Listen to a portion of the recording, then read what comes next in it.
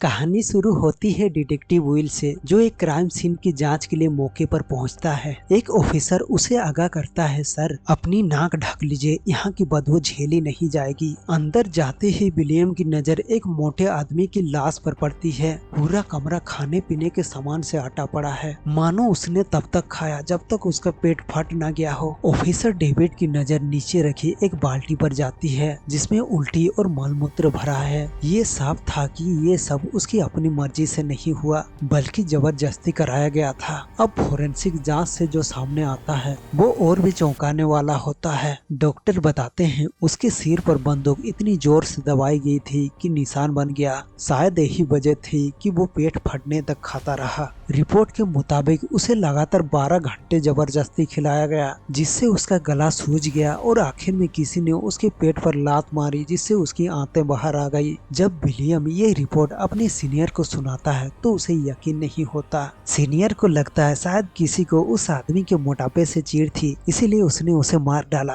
लेकिन विलियम इससे इनकार करता है और कहता है अगर मकसद सिर्फ मरना होता तो सीधे गोली मार दी जाती। वो साफ कह देता है, सर ये केस मुझे मत दीजिए, किसी और को सौंप दीजिए। दरअसल वजह ये नहीं थी कि वो केस सुलझा नहीं सकता था, बल्कि ये थी कि उसकी रिटायरमेंट में सिर्फ 7 ही दिन बचे थे और ऐसे केस लंबे खींचते हैं। वो ये भी कहता है कि ये केस डेविड को भी ना दिया जाए, क्योंकि वो अभी इसके लिए तैयार नहीं। वजह साफ थी, डेविड को शहर में आए मुश्किल से 20 मिनट ही हुए थे और उसे सीधे इस केस में झोंक दिया गया, जो सही तरीका नहीं था। डेविड को लगता है कि विलियम उसे काबिल नहीं समझता। वो गुस्से में जवाब देता है, जो कहना है मेरे मुंह पर कहो, जब से आया हूँ तुम मुझे नीचा दिखाने की कोशिश कर रहे हो। इतना बहस होने के बावजूद सीनियर विलियम को ही इस केस का इंचार्ज बना दिया जाता है। अगले ही दिन एक ऑफिसर एक बड़ी बिल्डिंग से बाहर निकलता है और खुद को रिपोर्टर से घिरा पाता है। पता चलता है कि एक और मर्डर हुआ है और इस बार मरने वाला कोई मामूली शख्स नहीं, बल्कि शहर का जाना माना लॉयर था। डेविड जब उसके अपार्टमेंट पहुंचता है तो देखता है फर्श पर खून से लिखा है ग्रीड, यानी लालच। ऐसा लगता है जैसे कातिल ये बताना चाहता हो कि उसने इस आदमी को उसके लालच की सजा दी है। इसी बीच विलियम का सीनियर उससे दोबारा मिलने पहुंचता है। उसे पता है विलियम इस केस से दूर रहना चाहता है, फिर भी वो एक आखिरी कोशिश करता है, इस उम्मीद में कि शायद मान जाए। वो विलियम को एक बोतल दिखाता है जिसमें लकड़ी के कुछ टुकड़े हैं, जो फोरेंसिक टीम को उस मोटे आदमी के पेट से मिले थे। विलियम ऊपर से बेपरवाही दिखाता है, लेकिन अपने अंदर के पुलिस वाले को ज्यादा देर तक दबा नहीं पाता। आधी रात को वो चुपचाप फिर से क्राइम सीन पर लौटता है, ये ढूंढने की वो लकड़ी कहाँ से खुरची गई थी। फ्रिज के नीचे उसे कुछ निशान मिलते हैं और जब वो उन टुकड़ों को उन निशानों से मिलाता है तो वो बिल्कुल परफेक्ट बैठ जाता है। जब विलियम फ्रिज को हटाता है तो उसके पीछे एक नोट मिलता है, जिसमें लिखा है कि नर्क से स्वर्ग तक का रास्ता बेहद लंबा और तकलीफदेह होता है। पिछली बार की तरह यहाँ भी एक शब्द लिखा मिलता है, ग्लटनी, यानी जरूरत से ज्यादा खाने पीने की आदत। विलियम को अब यकीन हो जाता है कि ये सबूत उन्होंने खुद नहीं ढूंढे, बल्कि कातिल ने खुद जानबूझकर छोड़े हैं, मानो रास्ता दिखा रहा हो। दोनों मर्डर की कड़ियां जोड़कर वो इस नतीजे पर पहुंचता है कि ये अभी सिर्फ शुरुआत है, अभी 5 और खून बाकी हैं। सीनियर पूछता है, तुम्हें इतना यकीन कैसे है कि वो ऐसा करेगा? विलियम जवाब देता है, क्या आपने 7 डेडली सिंस के बारे में सुना है? बाइबल में 7 ऐसे पापों का जिक्र है जो इंसान को नहीं करने चाहिए। पहला लालच, फिर ग्लटनी यानी ज्यादा खाना, फिर आलस, फिर वासना और फिर घमंड, ईर्ष्या और क्रोध। अब तक 2 पापों से जुड़े कत्ल हो चुके हैं, यानी बाकी 5 पापों के लिए वो कत्ल करेगा। कमिश्नर को इस बात में दम लगता है और यही वजह थी कि वो चाहता था विलियम ही इस केस को संभाले, लेकिन विलियम फिर भी इस केस में शामिल होने से इनकार कर देता है। वो इससे दूर ही रहना चाहता था, मगर ऐसा लगता है जैसे कातिल ने खुद उसके दिमाग में सबूतों की एक तस्वीर बना दी हो, जिससे वो चाहकर भी भुला नहीं पा रहा। बिना कुछ सोचे उसे खुद ब खुद सुराग मिलते जा रहे थे और एक बार जब ये केस उसके जेहन में घर कर गया तो खुद को इस पर काम करने से रोकना उसके लिए नामुमकिन हो गया। उस रात बेचैन होकर वो लाइब्रेरी पहुंचता है। वो इन 7 पापों के बारे में गहराई से जानना चाहता था।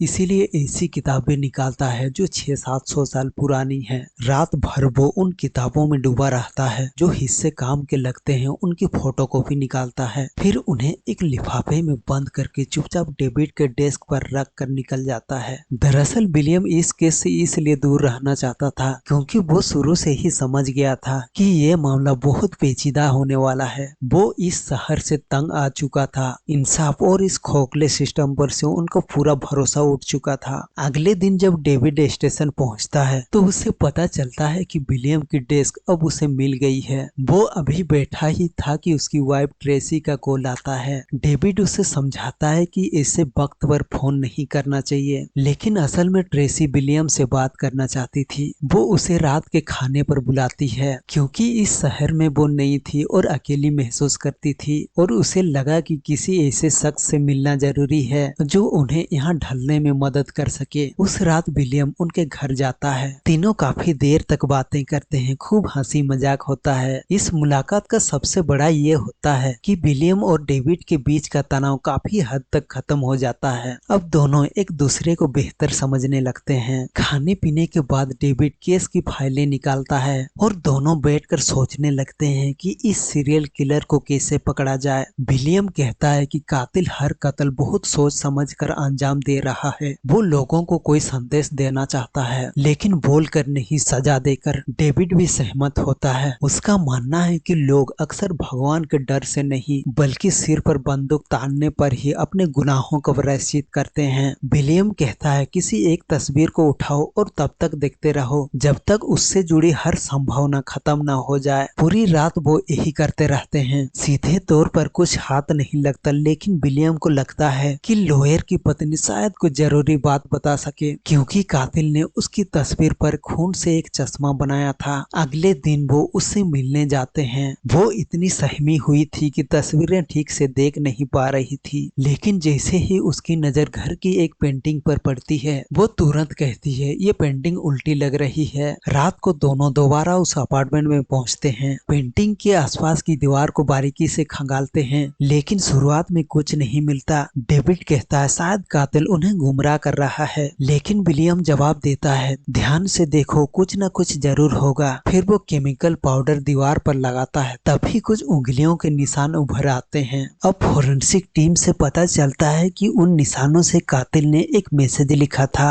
उस दौर में फिंगरप्रिंट्स मैच करने में कंप्यूटर को 2 दिन लगते थे, इसीलिए इंतजार के अलावा कोई चारा नहीं था। 2 दिन बाद फिंगरप्रिंट्स का मैच मिलता है। नाम था विक्टर, एक क्रिमिनल जिसका रिकॉर्ड बेहद खराब था। ड्रग्स, चोरी, डकैती, यहाँ तक कि एक लड़की के रेप का आरोप भी। लेकिन हर बार उसका चालाक वकील उसे कानून से बचा लेता था। और सोचिए वो वकील कौन था? वही एली गोल्ड जिसके घर से ये फिंगरप्रिंट्स मिले थे। विक्टर को पकड़ने पूरी पुलिस टीम उसके पते पर पहुंचती है। अपार्टमेंट को चारों तरफ से घेर लिया जाता है, लेकिन अंदर जो नजारा मिलता है वो किसी की उम्मीद के मुताबिक नहीं होता। पूरा अपार्टमेंट सड़ रहा था जैसे सालों से सफाई न हुई हो। पुलिस विक्टर को आवाज देती है, सरेंडर करने को कहती है, लेकिन कोई जवाब नहीं आता। आखिर बेडरूम तक पहुंचते हैं तो देखते हैं कि विक्टर चादर ओढ़े लेटा है, लेकिन जैसे ही चादर हटाई जाती है पता चलता है कि विक्टर की बॉडी वहीं पड़े पड़े सड़ रही थी।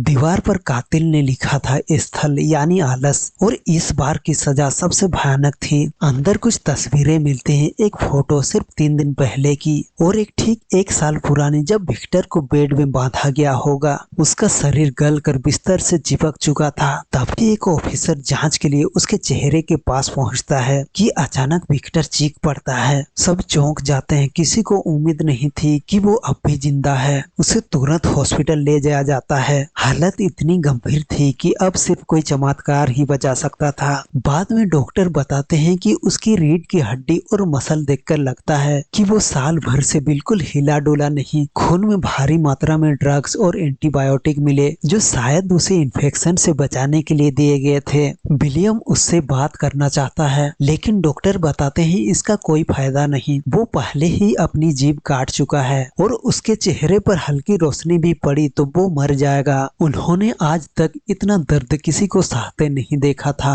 और अभी उसे बहुत कुछ सहना बाकी था। उस रात विलियम को ट्रेसी का फोन आता है जो अकेले में मिलना चाहती थी। थोड़ी अजीब लगने के बावजूद वो अगले दिन उससे मिलने चला जाता है। ट्रेसी कहती है, मैं डेविड पर बोझ नहीं बनना चाहती थी, इसीलिए आपसे बात करना सही समझा। वो बताती है कि उसे ये शहर पसंद नहीं, नौकरी ढूंढने की कोशिश की लेकिन हालात खराब है। विलियम सीधे पूछता है, असली बात क्या है? तब ट्रेसी बताती है कि वो प्रेग्नेंट है। विलियम कहता है, फिर तो ये बात सीधे डेविड को बतानी चाहिए, आखिर बच्चा तुम्हारा है। लेकिन ट्रेसी कहती है कि उसे यकीन नहीं कि इस शहर में बच्चे को लाना सही है या नहीं। विलियम बताता है कि सालों पहले उसकी भी एक गर्लफ्रेंड थी, तब भी उसने यही सोचा था कि इस दुनिया में बच्चा कैसे लाया जाए और आखिर में उसने अबॉर्शन करवा दिया। आज जब इस शहर की हालत देखता हूँ तो लगता है हमने सही फैसला लिया था, लेकिन एक भी दिन ऐसा नहीं जाता जब ये ना सोचूं कि काश कुछ और फैसला लिया होता। वो कहता है, अगर तुम इस बच्चे को जन्म देना चाहती हो तो उसे भरपूर प्यार देना, लेकिन अगर अबॉर्शन करवाना है तो डेविड को कभी अपनी प्रेगनेंसी के बारे में पता मत चलने देना। इसके बाद वो फिर से केस में जुट जाता है। डेविड के साथ बैठकर कातिल के अगली चाल सोचते हैं, क्योंकि 7 में से 3 पापों की सजा तो मिल चुकी थी, अब 4 बाकी थे। इस शहर में अगला शिकार कौन होगा ये अंदाजा लगाना नामुमकिन था। डेविड कहता है कि वो बस पागल है, लेकिन विलियम की राय अलग है। अगर वो पागल होता तो हम ठीक 1 साल बाद उसी तारीख पर विक्टर के कमरे में क्यों जाते? हम गए क्योंकि उसने सब कुछ पहले से सोच रखा था। वो बहुत चालाक है। डेविड को उसकी तारीफ सुनकर चिढ़ हो जाती है। वो कहता है, पापों पर 4 किताबें पढ़ लेने से कोई ज्ञानी नहीं बन जाता, वो बस एक सनकी है जिसके सर पर खून सवार है। ये सुनते ही विलियम के दिमाग में घंटी बजती है। उसे समझ आता है कि कातिल को फोरेंसिक, ड्रग्स, एंटीबायोटिक्स और इतिहास की गहरी जानकारी है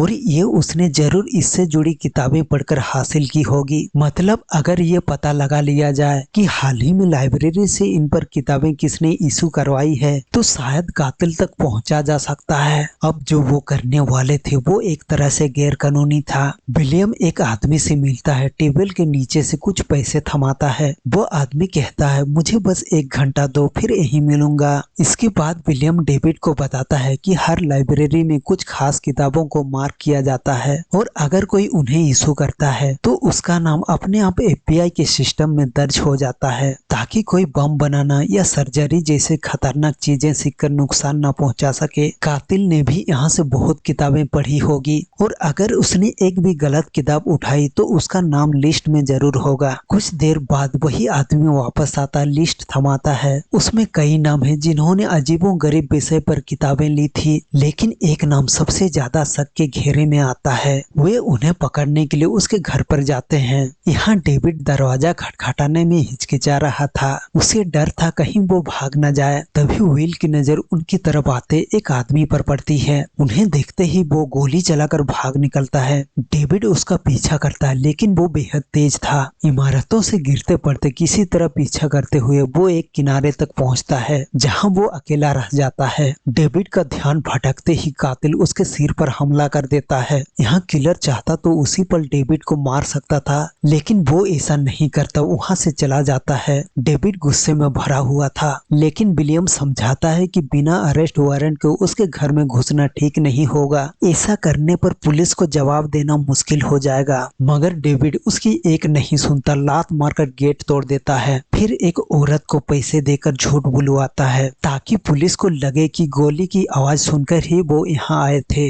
अंदर घुसते ही विलियम को 2000 से ज्यादा किताबें मिलती है, साथ ही कातिल के नोट्स भी जिन पर कोई तारीख नहीं। दूसरी तरफ डेविड को ढेर सारी तस्वीरें मिलती है जिनमें एक उसकी खुद की भी होती है। ये देखकर डेविड को एहसास होता है कि वो कातिल से पहले भी मिल चुका है, बस पहचान नहीं पाया। विक्टर के घर पर जो फोटोग्राफर सीढ़ियों पर मिला था असल में वही कातिल था। जल्द ही फोरेंसिक टीम बताती है कि पूरे घर में एक भी फिंगरप्रिंट्स नहीं मिला। वो बात कर ही रहे थे कि फोन की घंटी बजती है। डेविड फोन उठाता है और सामने से वही कातिल बोल रहा होता है, मुझे यकीन नहीं होता तुमने मुझे ढूंढ लिया। हर दिन तुम पुलिस वालों के लिए मेरे दिल में इज्जत बढ़ती जा रही थी। वो डेविड से माफी भी मांगता है। मेरा इरादा तुम्हें नुकसान पहुंचाने का नहीं था, पर हालात कुछ ऐसे बन गए। उम्मीद है तुम मुझे माफ करोगे। इतना कहकर फोन काट देता है। उन्हें एक लेदर शॉप की रसीद और एक प्रोस्टिट्यूट की तस्वीर मिलती है। समझ आता है कि जॉन का अगला शिकार वही लड़की है। वो लेदर शॉप पहुंचते हैं। दुकानदार से पूछते हैं ये रसीद किसे दी थी। दुकान में कस्टम सेक्सुअल टॉयज बनते थे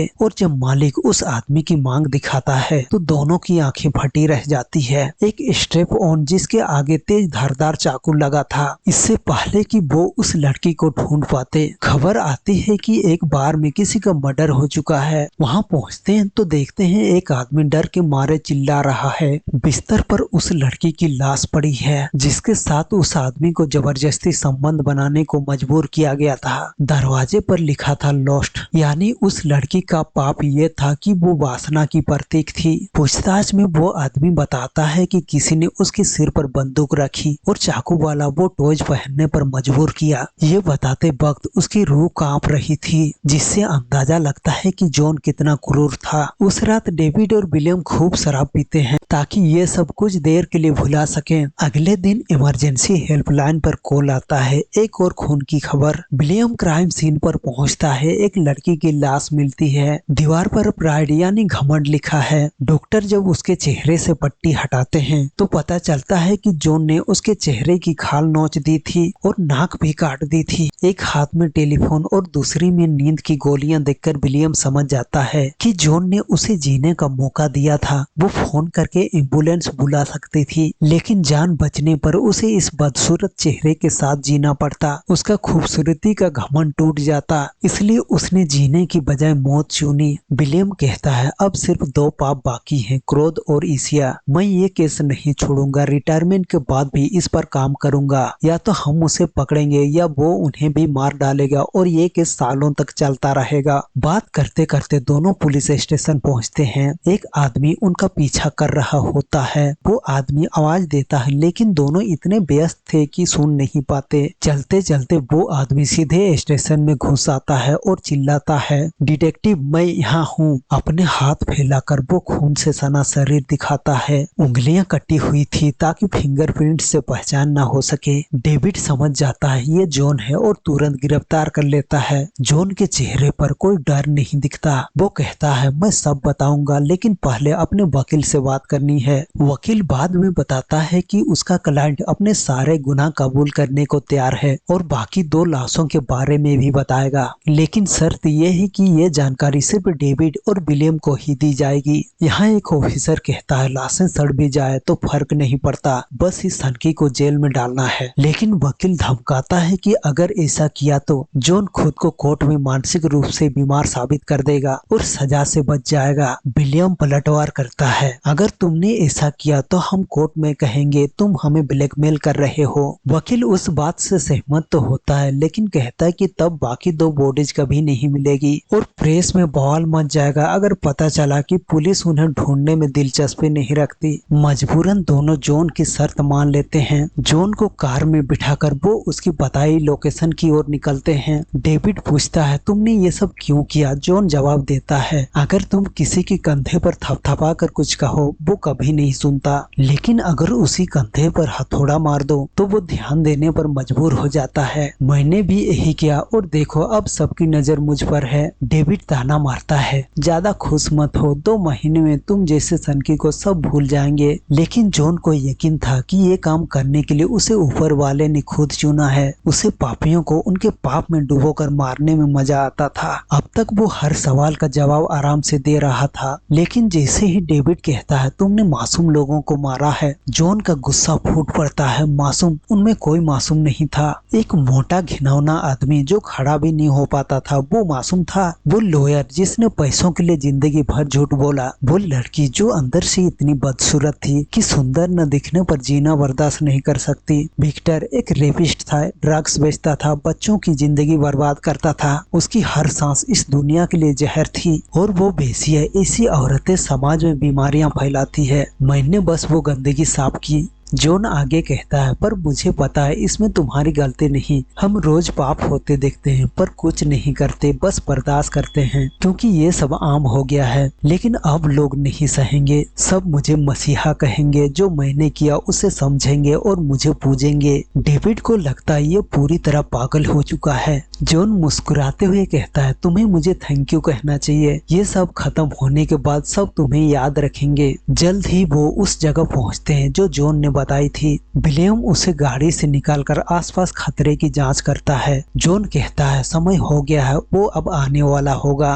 तभी एक वैन तेज रफ्तार में उनकी ओर आती दिखती है। विलियम फौरन उसकी तरफ भागता है और उसे रोक लेता है। अंदर से एक घबराया हुआ कुरियर बॉय निकलता है। जब विलियम उसकी तलाशी लेता है तो पता चलता है वो एक साधारण डिलीवरी बॉय है जिसे डेविड के नाम पर एक बॉक्स डिलीवर करने को कहा गया था। विलियम पैकेज लेकर उसे उल्टे रास्ते भागने को कहता है। डेविड दूर से पूछता रहता है उस बॉक्स में क्या है, लेकिन उसकी आवाज बिल तक नहीं पहुंचती। जैसे ही विलियम बॉक्स खोलता है उसका चेहरा उड़ जाता है। घबराई आवाज में वो चिल्लाता है, यहाँ मत आना, हम सब उसकी चाल में फंस चुके हैं। बिल भागते हुए डेविड की तरफ जाता है ताकि उसे रोक सके, लेकिन तब तक जॉन अपनी आखिरी चल चुका होता है। जॉन डेविड से कहता है, काश मेरी जिंदगी भी तुम्हारी जैसी होती। वो बताता है उसे और उसकी बीवी को कितना पसंद करता था। तुम्हारी वाइफ ट्रेसी सच में इस दुनिया की सबसे अच्छी और सच्ची औरत है। कातिल के मुंह में अपनी पत्नी का नाम सुनकर डेविड का खून खोल उठता है, लेकिन जो बात जॉन आगे कहता है वो किसी का भी दिल दहला दे। मैं आज तुम्हारे घर गया था, कोशिश की